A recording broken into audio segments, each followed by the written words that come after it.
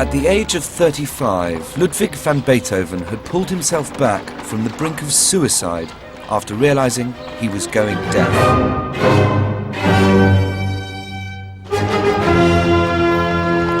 He came through the trauma with characteristic defiance. He was already one of the most celebrated composers in Europe and now embarked on a period of prodigious creativity.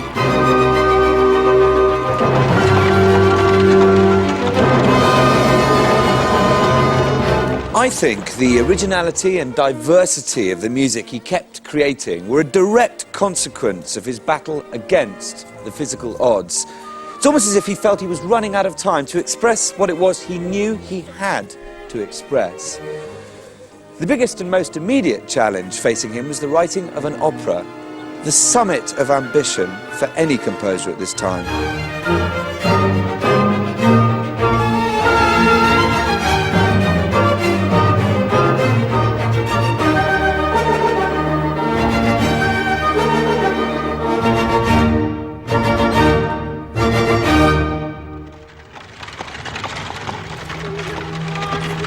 Europe in the early 1800s was in chaos. Napoleon's forces were sweeping across the continent, recently occupying Beethoven's home city of Vienna. Although dismayed by this act of aggression, the revolution's ideals of freedom, truth and equality resonated with Beethoven, and within them he found inspiration for his opera entitled Leonora.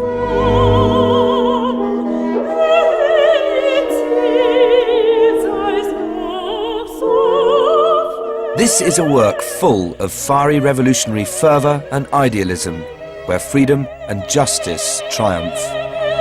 It's a rescue story, and for the first time in operatic history, it's a woman, Leonora, who becomes the story's hero by rescuing her husband Florestan, who lies imprisoned in a dungeon awaiting execution.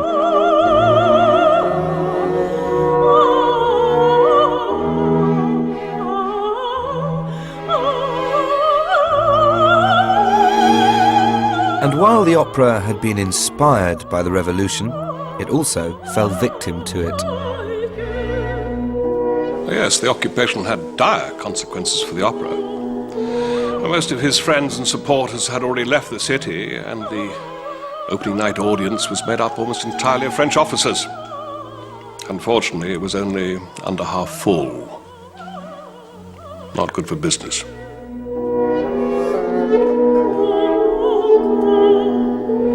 I wouldn't have missed the premiere of a new work by my great friend Ludwig. Also, as a patron, I had to be there.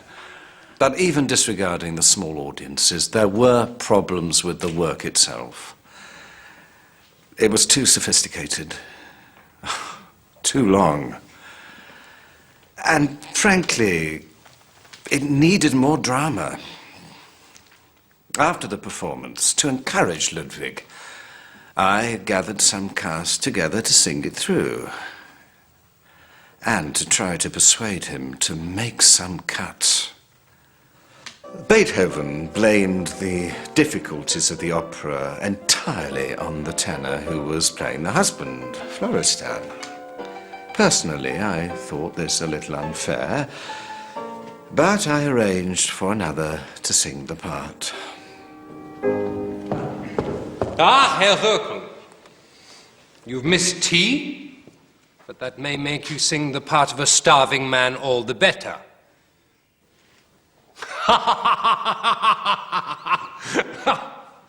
Let's start. Beethoven was prone to passionate outbursts, so I knew it would be a difficult evening. Florestan, Florestan.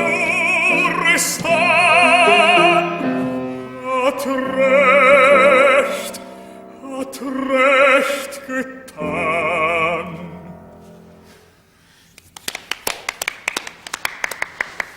Excellent. I shall have to see to it that you are starved before every performance, and we shall be sure of a success.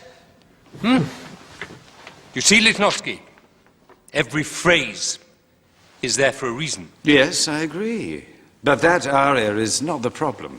Making an opera is not like choosing which waistcoat to wear with a certain pair of breeches. It's more complicated than that. Please try to understand. People want drama, not just clever music. The first 2 acts are just too long. They can't be shortened. Ludwig, please. For my sake, for your friend's sake, please don't let this beautiful work be lost to the world simply because it needs some refining. So you're all agreed, then? Well, then I shall have to go back to the beginning. Take another look at it. However flawed the dramatic structure of Leonora was, musically you can see in it many Beethoven hallmarks. And in the aria which Leonora herself sings, he uses orchestral instruments for their symbolic effect. The horns, for instance, are used in a completely new way. Traditionally, they represent and accompany a male hero, but here they're reserved for Leonora. And on one level, they give her added power, but on another, the way that they're pushed and tested beyond their limits potently mirrors Leonora's own trials.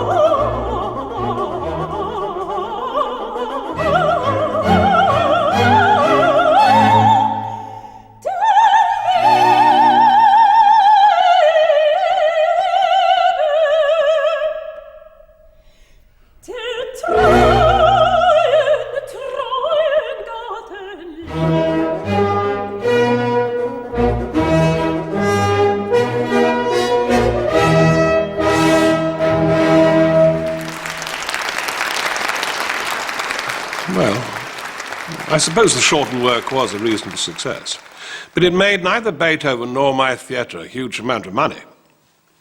He was so damn stubborn. Idealistic, you see. I don't think you could possibly have given me my right percentage. Well, we can only pay you your agreed percentage. Ludwig, please, do count it again. I don't need to count it again. I'm not stupid! You are only paid this very generous amount. Generous? You are paid this very generous percentage because we all hold you in the highest esteem. But the fact remains, Ludwig, the house was under half full. Now, your music plays to a cultural audience, of course. Yes, it does.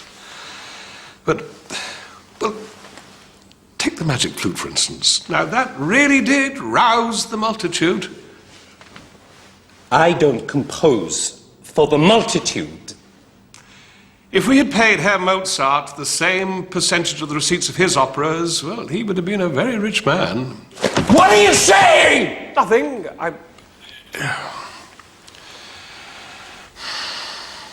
I think you should raise your Herr Mozart from the dead. Because the performances of this opera are finished. What do you mean? I mean what I said. Oh, now, Ludwig, please. Good day. Good God! Beethoven was true to his word and locked away the score of his opera, but he didn't forget it.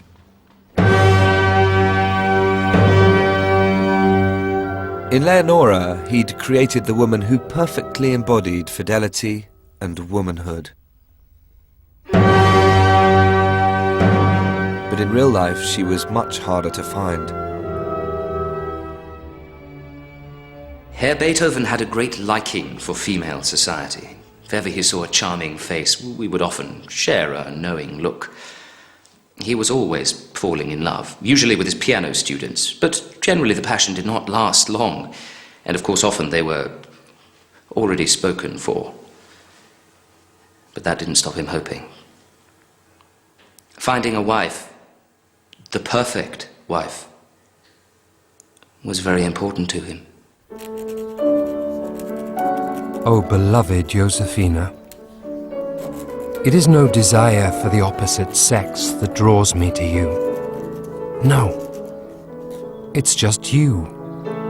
Your whole self with all your individual qualities. This has bound all my feelings, all my emotional power to you.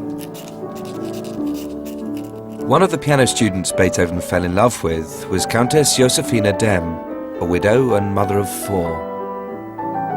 My parents arranged my betrothal to Count Dem. He died just before I had my 4th child. Beethoven often used to come to our house. And after I was on my own, we became very close. I can't deny it. I loved being with him. His music was so powerful. It could cheer me up or make me cry. And he was a kind man, and good with my children. But as to anything more permanent, that was different.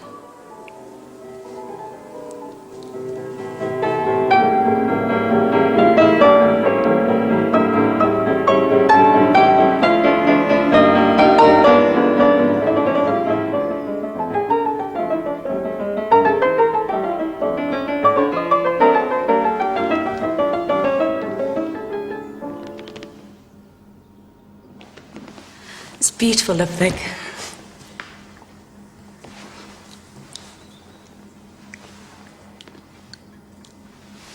Have you had a chance to think about my proposal?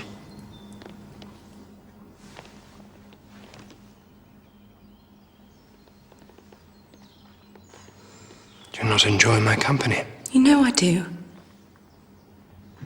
Do you not enjoy her lessons? Yes, of course. And I have the greatest respect and admiration for you. I see.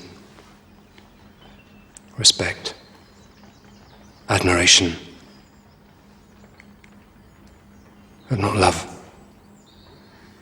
Yes. No. But I have my position, my children to think of. How would we live? These things cost money. Oh, I understand. I do.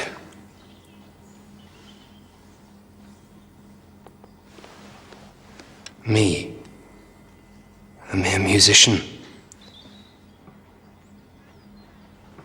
A musician who's going deaf.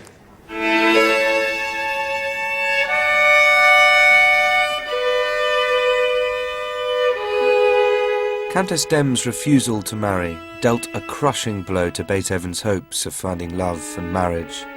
Not only was his increasing deafness isolating him, but his uncertain financial status was also becoming an impediment to finding happiness.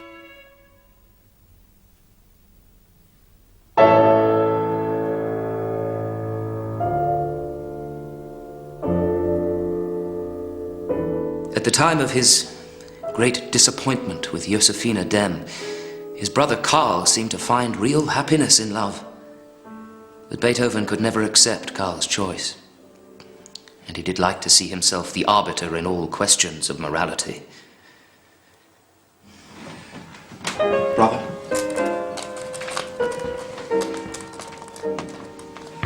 Ludwig. So, it's true then? Yes. We are to be married.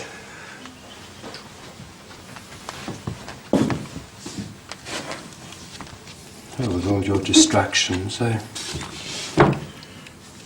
shall need to find someone else to look after my affairs. No, I can still work. Johanna is expecting our first child, so I need... Out of wedlock. A splendid work, brother. That's just splendid and true to form. And as for you, lady, I know you. And so does all Vienna. Oh, yes, that's right. Nothing is ever good enough for the high and mighty Beethoven. Or is it that you can't bear to see somebody else being happy? Get out.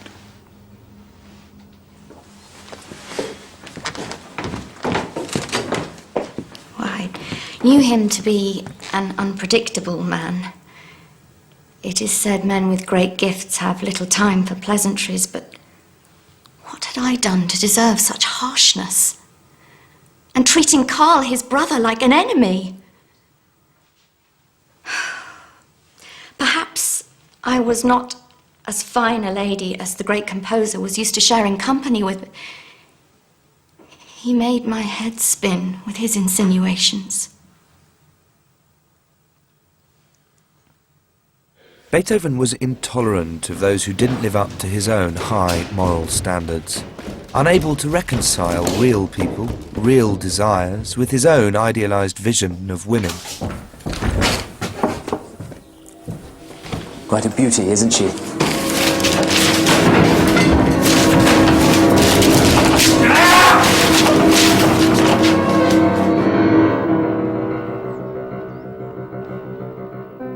Misunderstood and frustrated, Beethoven consistently felt isolated from those around him. At exactly this time, there's a typical example of how, consciously or subconsciously, the tensions in his life found expression and release in his music. He was writing a new piano sonata, which became known as the Appassionata. Its title tells you everything.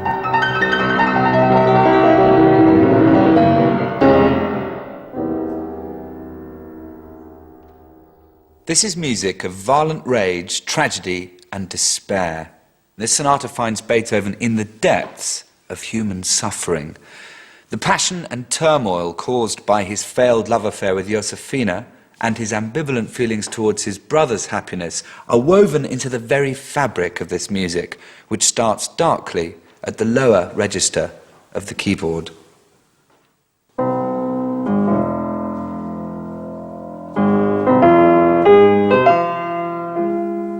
Now, like in so much Beethoven, this theme is built around a broken chord.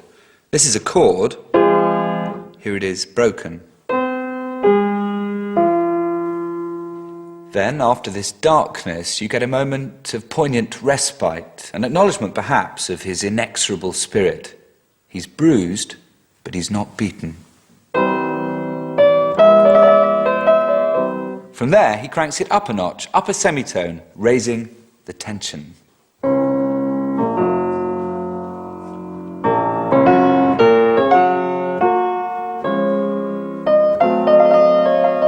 Now he explores that fragment.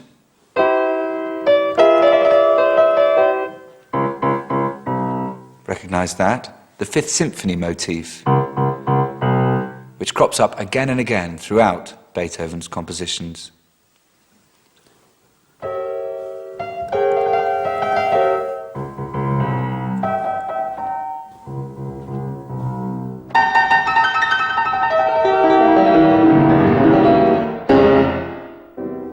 Darkness, misery, introspection, but determination.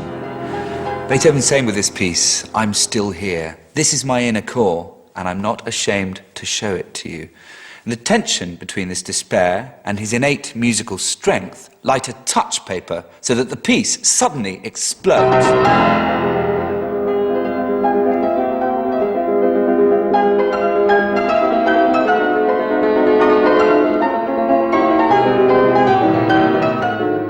The mood he creates of sheer desperation and determination is imprinted on every bar of this first movement.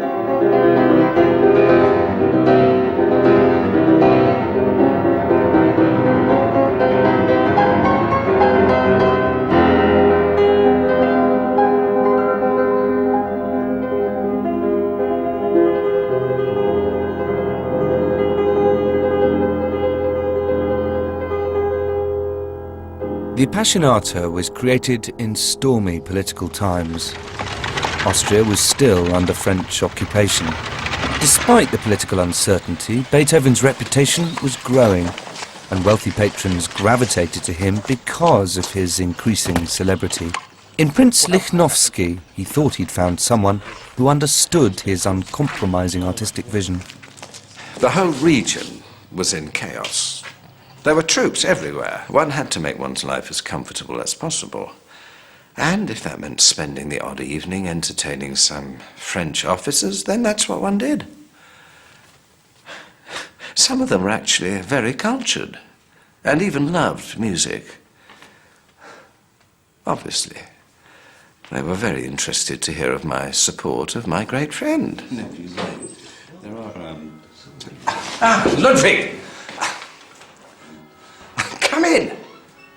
Oh, come and join us. I'd like you to meet my friends.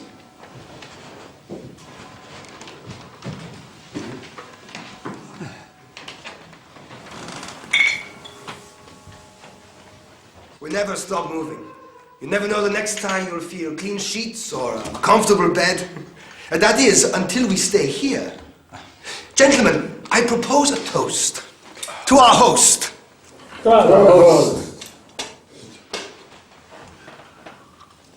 Thank you. Well, I hope I can make your stay all the better by persuading our guest of honor, Herr Ludwig van Beethoven, to play for us. Oh, I'm very tired. I better go to bed.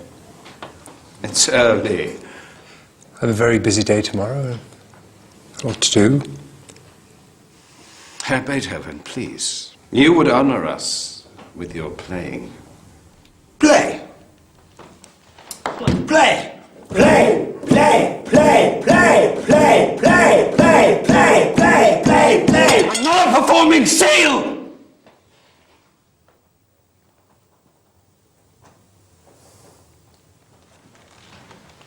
He may not be a performing seal, but he's certainly a Rhineland pig. Perhaps we should arrest him, gentlemen.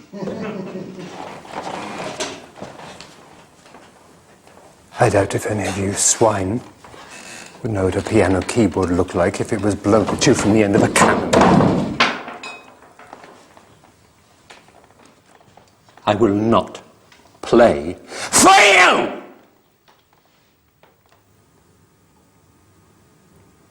Nor will I play for your emperor, Napoleon.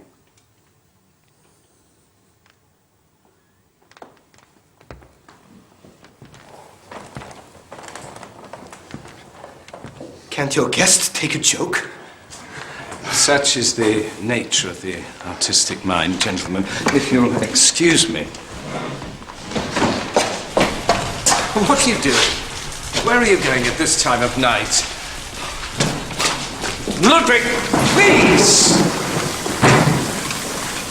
There are, and there always will be, thousands of princes. But there's only one Beethoven! What about your new work? The manuscript will be ruined.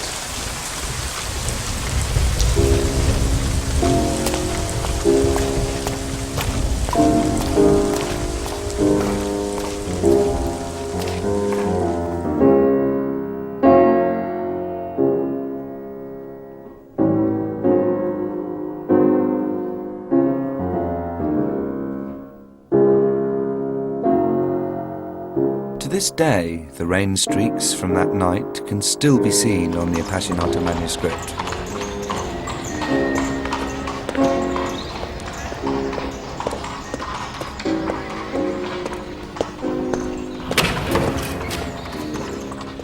Sir? Sir! This note arrived for you.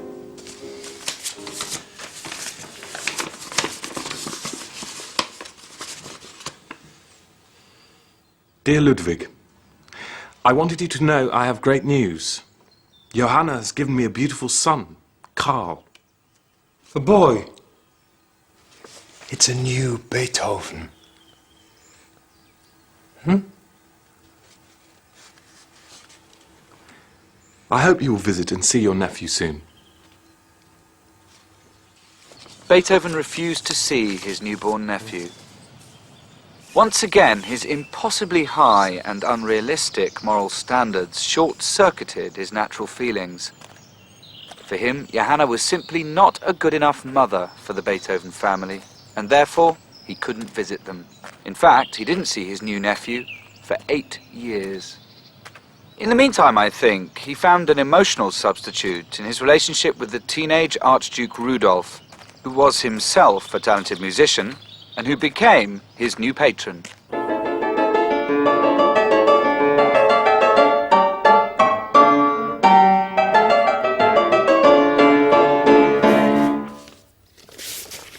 Ludwig?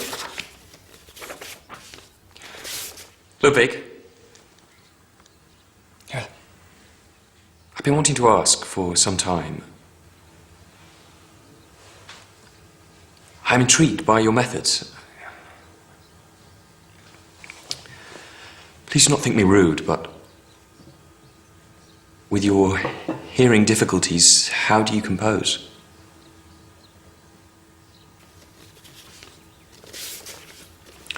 I'm sorry, that was out of place. I know there's much curiosity about me. Much tittle-tattle. Huh? It's true, many of the high notes are lost to me. And sometimes more. Both good days and bad days. And it doesn't affect me, though, as you might think. You see, all of the music that I write, I can hear. In my mind.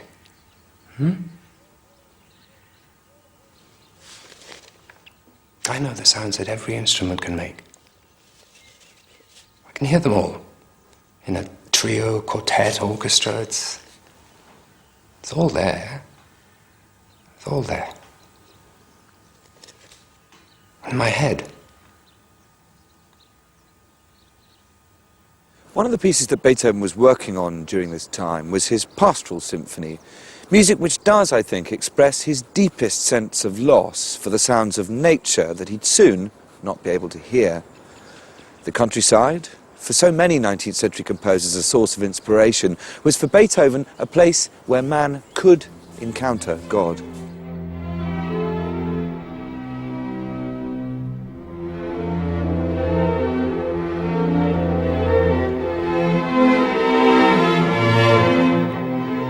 Although large public orchestral concerts were rare in the early 19th century, Beethoven's fame secured him a night in Vienna's most popular theatre, just before Christmas 1808.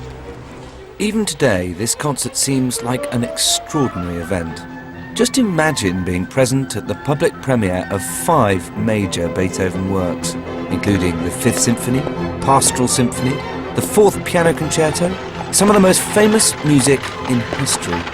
For Beethoven, the concert was an important personal statement. He was saying, just look at what I'm capable of. And the whole of Vienna wanted to see how he had refined his gift. And of course, they wanted to see the famous Beethoven himself. Well, he realized that this concert was very important for his reputation and for his financial situation as well. Beethoven decided to start the concert with the Pastoral Symphony.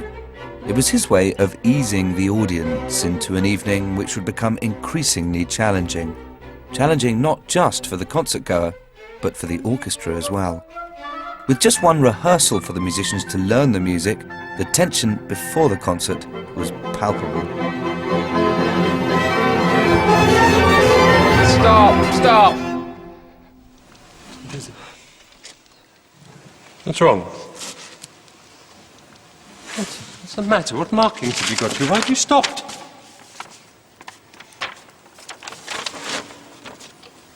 Really, Siegfried. Come on. I know it's early. Again. Well, he didn't make it easier for himself or others. Why have you stopped? What's wrong with you people? Beethoven's conducting style was so wild and hard to follow, and he was so demanding that eventually the orchestra refused to play if he was present. It was left to the unfortunate Ries to act as go-between.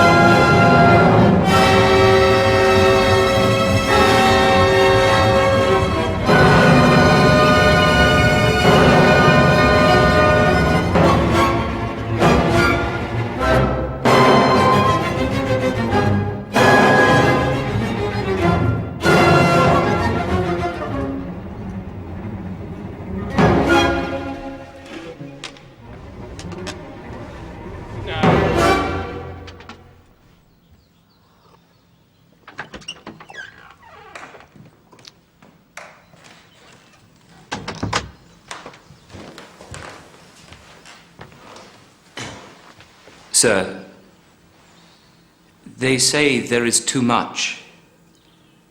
There is so much new work, and it is too difficult.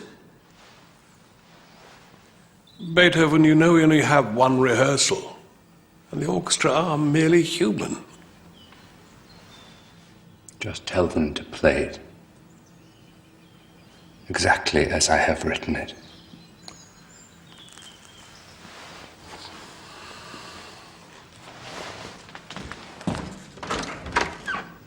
The orchestra eventually got through the enormous repertoire planned for the concert, and on a freezing cold December evening, hundreds of people flocked to an unheated Viennese theatre to see and hear the city's most famous resident.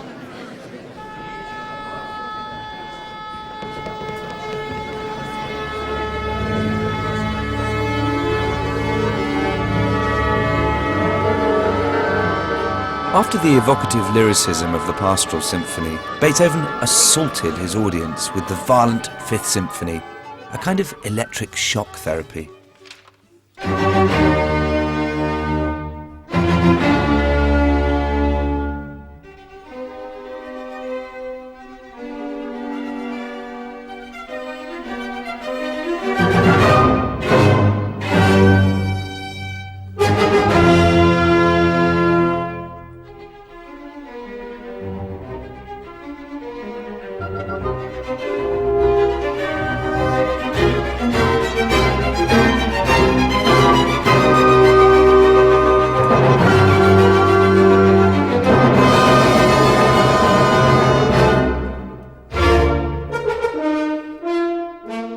Starting with those four powerful notes. The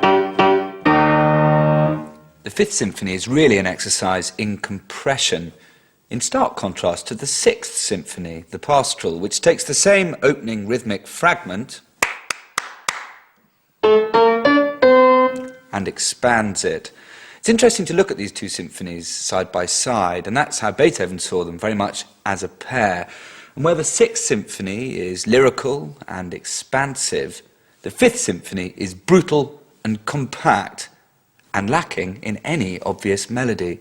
And unlike any symphony that had gone before, the whole piece is one through line towards the exultant finale.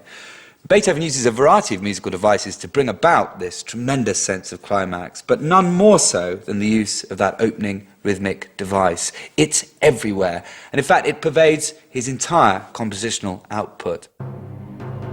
Near the end of the third movement, the scherzo, Beethoven strips the music right back, the timpani just keeping that rhythmic cell ticking away. And it's out of this sparse sound world that the fourth movement erupts, pushing decibel levels to new heights. You hear piccolo and trombones for the first time in a symphony, and the whole orchestra explodes in this climactic finale, where Beethoven is taking us from minor to major, from darkness to a blaze of light.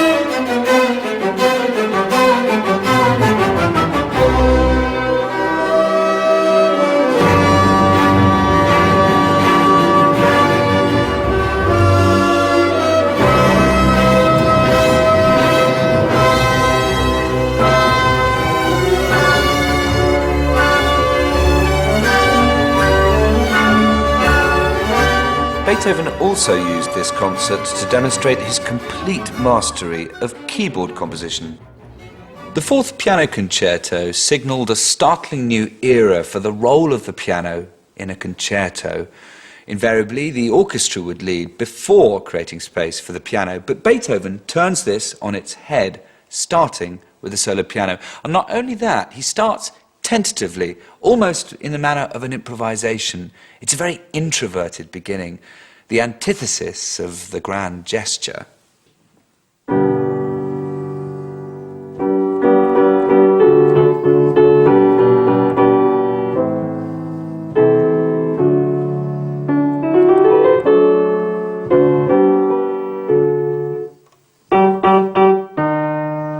Fifth Symphony, Fourth Piano Concerto. Invariably, it's somewhere close. With this strange beginning, Beethoven is starting a conversation or even a set of negotiations where the piano is attempting to dictate terms to the orchestra. The tension between the two is there right from the start. The orchestra come in a key which is completely foreign to the piano. So much of the time, this is conversation through discord.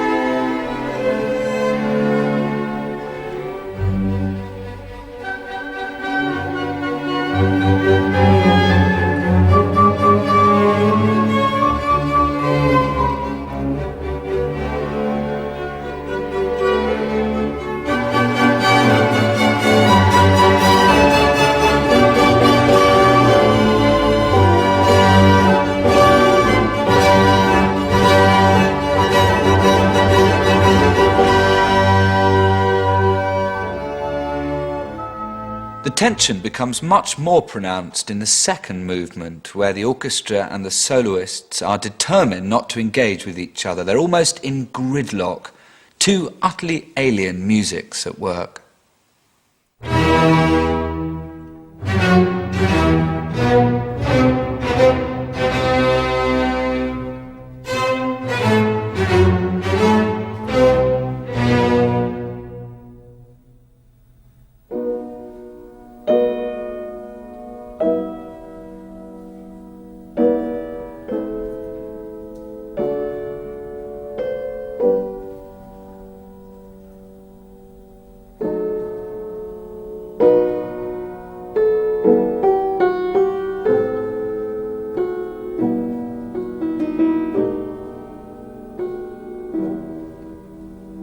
When the piano finally breaks out, it does so in a very unusual way, sounding almost unlike anything which has gone before. And now the gulf between soloist and orchestra seems almost unbridgeable.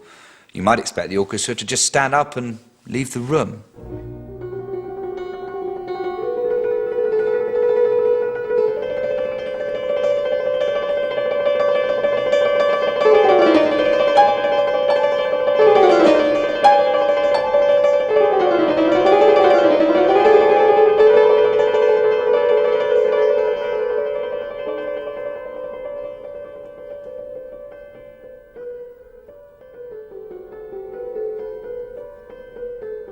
Eventually, though, Beethoven brings about resolution and reconciliation. The piano and the orchestra unite to allow for the catharsis of the last movement. The piano has mollified the orchestra. The individual voice has soothed the masses, and Beethoven's violent instincts have been tempered by his compassionate will. It's a very accurate self-portrait in music.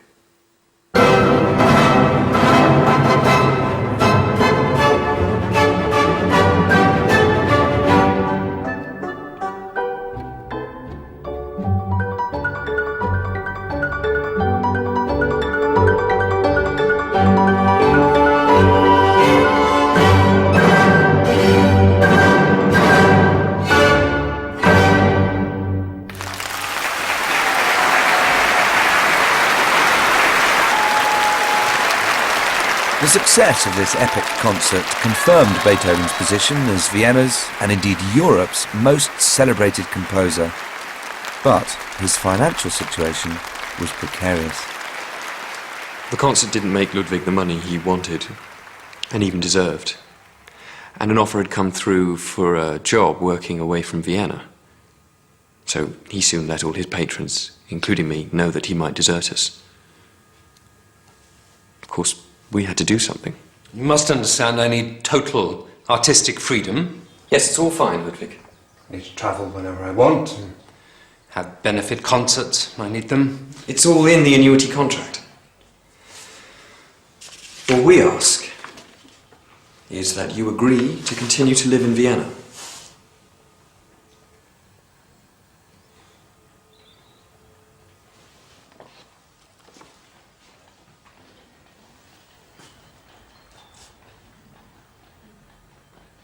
This was an extraordinary and unique agreement, the first time an artist had been recognised in this way.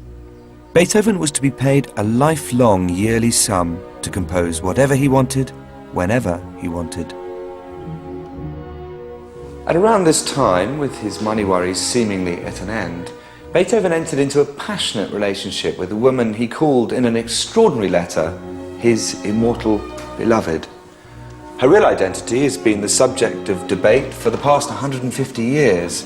And while we may never know for certain, the most recent research seems to indicate that she was Antoni Brentano, the wife of a merchant. Beethoven had a close relationship with the couple.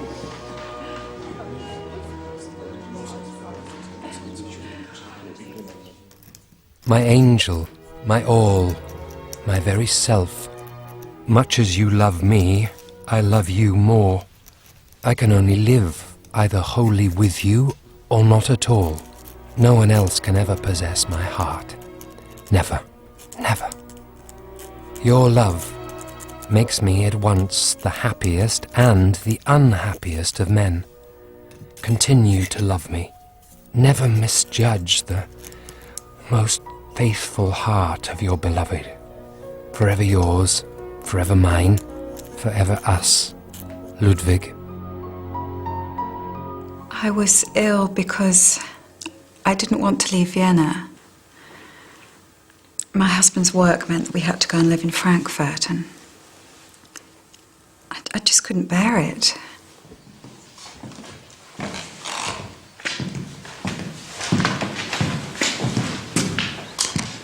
How is she today? No, better, I'm afraid. It's good of you to come. Should I play something for her? Yes, please. I'm sure it would help. It always does. Now, if you'll excuse me, I'll go back to the office. There is still a lot of work to do before we leave. Thank you, my friend.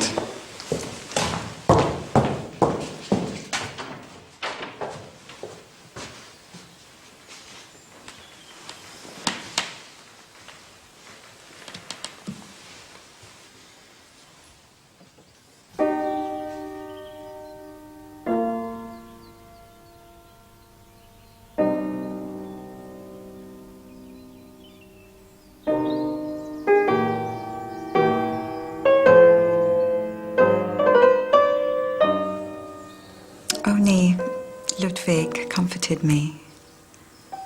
His music told me everything about his feelings for me, and I would have given up everything for him.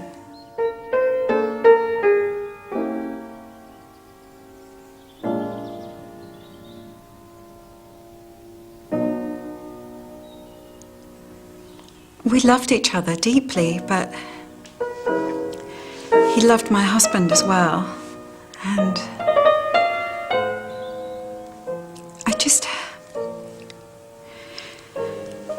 I just don't think he felt able to cause so much pain to a friend.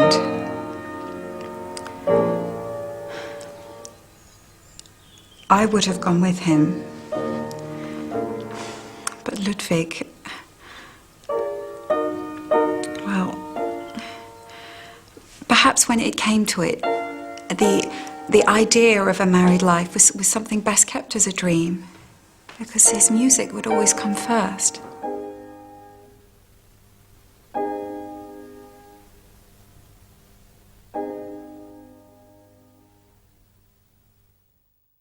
I may no longer be a man, not for myself, only for others.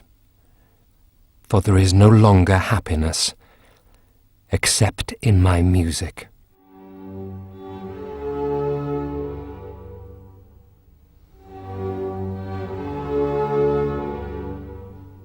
Beethoven was devastated by the breakup of the affair. It put an end to the illusion that he could ever find a normal family life. And I don't think it's a coincidence that at this time his hearing began to deteriorate more rapidly. Added to this, the money from his special contract with his aristocratic patrons had stopped.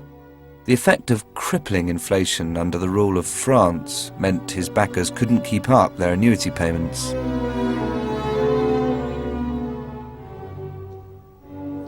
I went to his lodgings to see how he was.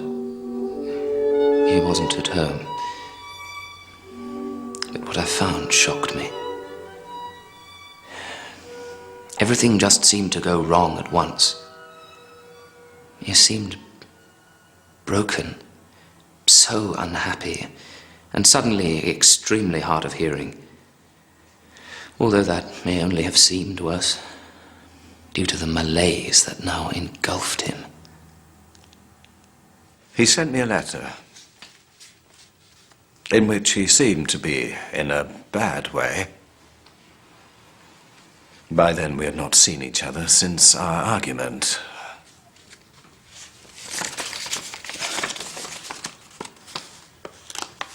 A number of unfortunate incidents which have occurred one after the other have really driven me into a state bordering on mental confusion.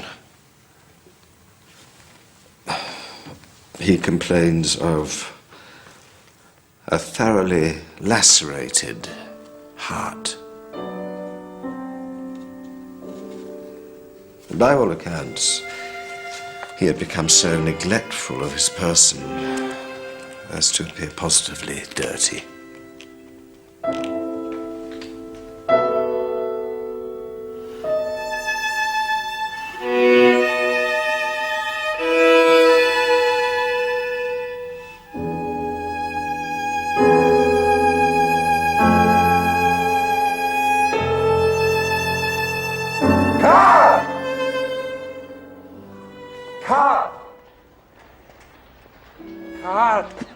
Oh, my brother, so good to see you. What is it? What's the matter? Are you sick? What's wrong with your father? Tell me. Well, speak up! I'm your uncle. Your Uncle Ludwig. What is it? What ails you? Come. Is this where you A chance meeting with his brother Karl, now ill with tuberculosis, gave Beethoven the opportunity to claw back his family in the most extreme and desperate way.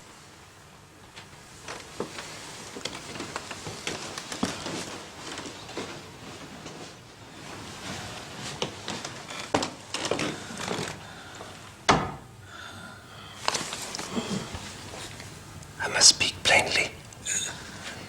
The reason you are in trouble is that Johanna has none of the qualities that make a good wife. None.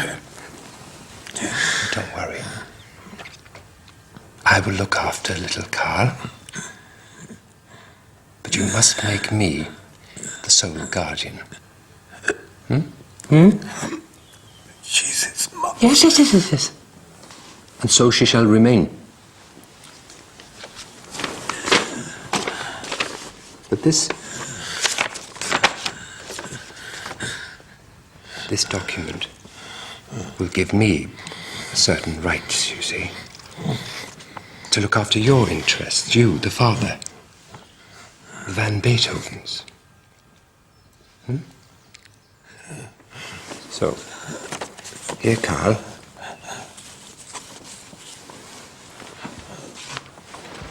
Read.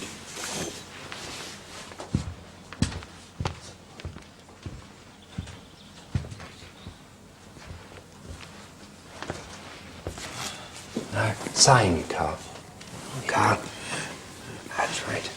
Much as I am convinced of the open-hearted disposition of my brother Ludwig van Beethoven, I desire that after my death he undertake the guardianship of my surviving minor son, Carl van Beethoven.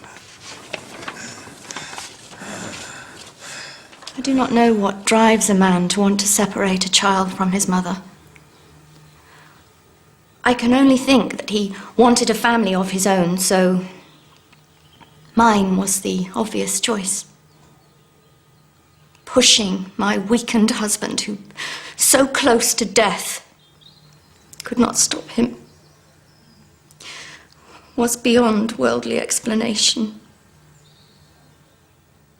Beethoven's behaviour seems incredible to us now, but he genuinely believed he was protecting his family from a woman who he saw as a completely unsuitable mother.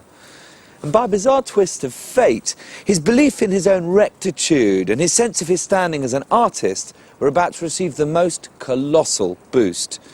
His freedom opera, Leonora, was chosen to be performed before the crowned heads who were assembled for the Congress of Vienna, which redrew the map of Europe after Napoleon's downfall.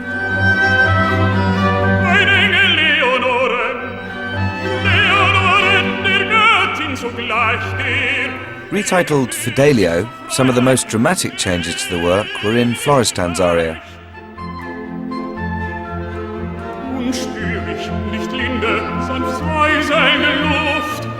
He places extra emphasis on the word Freiheit, or freedom, in an incredibly high-pitched conclusion that's almost impossible to sing at the very limits of a tenor's range, forcing him, like Florestan, into a state of exhaustion and physical breakdown.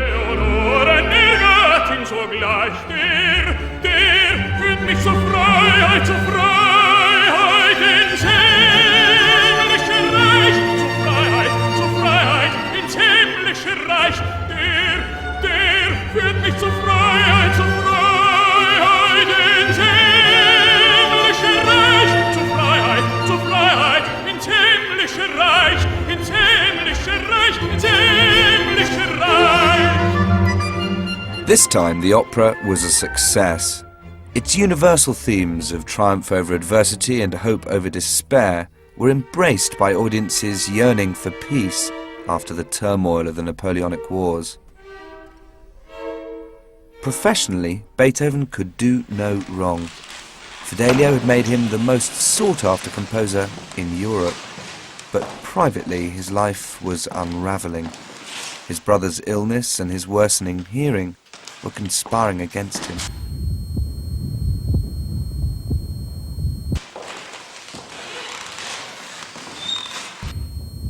Good evening. Welcome. Please,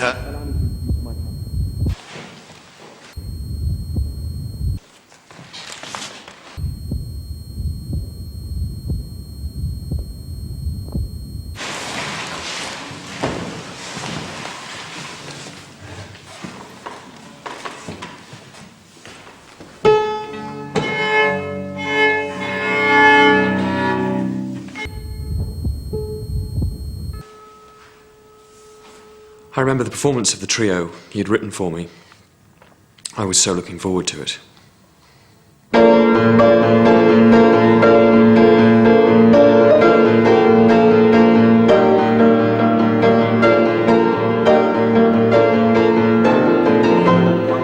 In certain passages, my dear friend pounded on the keys until the strings jangled. And in others he played so softly that whole groups of notes were omitted, so that the music became unintelligible.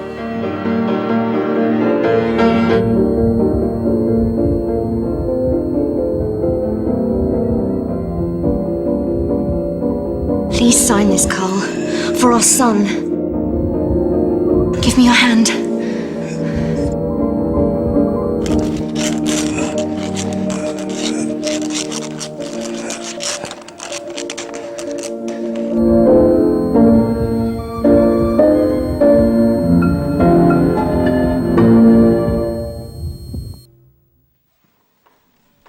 It is a great misfortune for anyone to be deaf.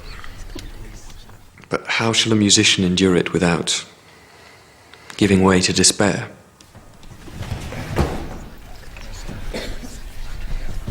I have found it necessary to add to my will that I by no means desire that my son be taken away from his mother, but that he shall always remain with her, to which end the guardianship of him is to be exercised by her as well as my brother. God permit them to be harmonious for the sake of my child's welfare.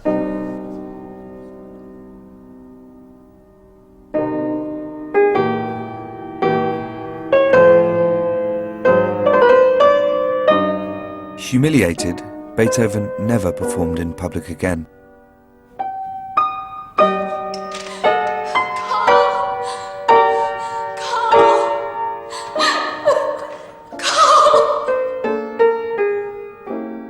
This is the last wish of the dying husband and brother,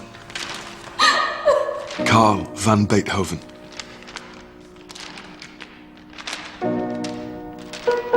With his brother's death, Beethoven's incredibly productive and innovative heroic period was over.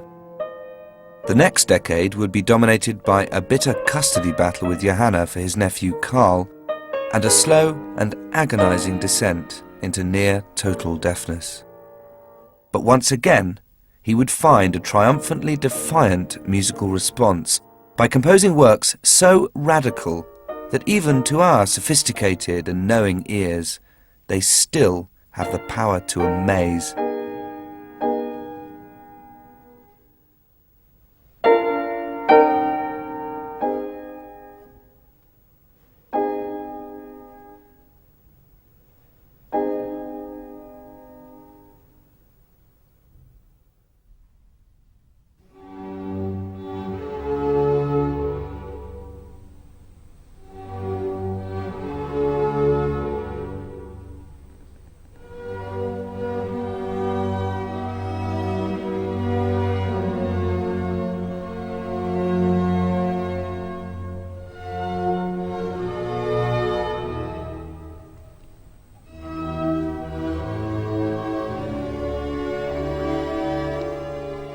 And you can hear the whole of the Piano Concerto No. 4 as it would have sounded at its premiere, with Beethoven uncovered on BBC 4 now.